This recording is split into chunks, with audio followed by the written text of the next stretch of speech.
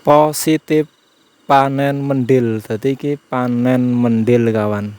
Panen mendil terusan nek iki sing jenenge bisa panen setiap bulane.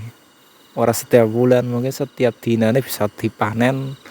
Ora ketang pirang-angkong kae. Nah, iki pas iki pembersihan kandang dasar, lantai dasar iki supayane menajekaken. Dadi iki seminggu sepisan apa rong minggu pisan diresiki. Lah iki terusan kohene mendile iki nggo gawe pupuk organik. Dadi pupuk kandang, intine pupuk kandang kanggo nggo gawe wit-witan, terusan nggo gawe pertanian. Dadi iki manfaate ngingu domba kayak ngene. Dadi kotorane bisa dadi pupuk.